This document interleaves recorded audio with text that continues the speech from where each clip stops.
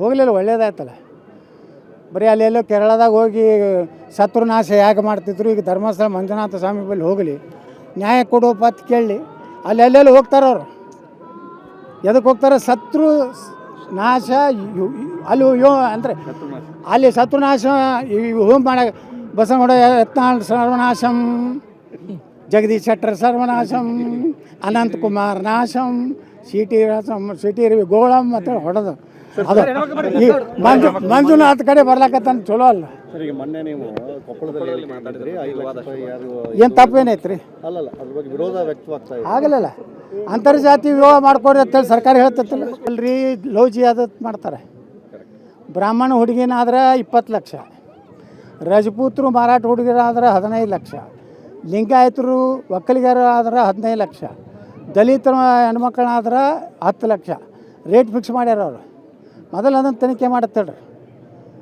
ನೀವು ನಮ್ಮ ಧರ್ಮದವ್ರನ್ನ ಲವ್ ಜಿಯಾದ ಮಾಡೋದು ಬಿಡಿ. ಯಾರು ಪ್ರೀತಿಯಿಂದ ಆಗ್ತಿದ್ರು, ಇವ್ರು ಯಾರು ತಡೆಯೋರು? ಸರ್ಕಾರನೇ ಹೇಳ್ತೈತಲ್ಲ, SC ST ಜನಾಂಗದವ್ರು ಲಗ್ನ ಆದ್ರೆ ಇಷ್ಟು ರೊಕ್ಕ ಕೊಡ್ತೀವಿ, ಸರ್ಕಾರಿ ನೌಕರಿ ಕೊಡ್ತೀವಿ ಹೇಳ್ತಾರಲ್ಲ. ಯಾಕೆ ಕೊಡ್ತಾರೆ? ಸಮಾನತೆ ಬರಲಿ ಅಂತ ಕೊಡ್ತಾರೆ. ದಲಿತರು, ಲಿಂಗಾಯತರು, ಬ್ರಾಹ್ಮಣರು ಎಲ್ಲರಿಗೂ ಸಮಾನತೆ ಬರಲಿ. ವಿವಾಹ ಆಗೋದ್ರಿಂದ ಒಂದು ಕುಟುಂಬ ಆಗೋದ್ರಿಂದ ಬದಲಾವಣೆ ಆಗ್ತದೆ. ಅದಕ್ಕೆ ಸಮಾನತೆ ಸಲುವಾಗಿ ನಾ ಹೇಳೀನಿ. ನಾ ಏನು ಹಿಂದೆ ತಕ್ಕೋ ಪ್ರಶ್ನೆ ಇಲ್ಲ. 5 ಲಕ್ಷ ಘೋಷಣೆ ಮಾಡಿದ್ದು ಯಾವುದು?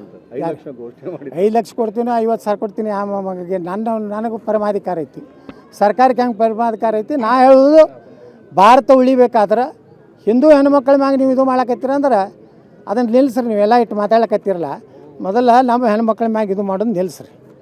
ಆಯ್ತಾ?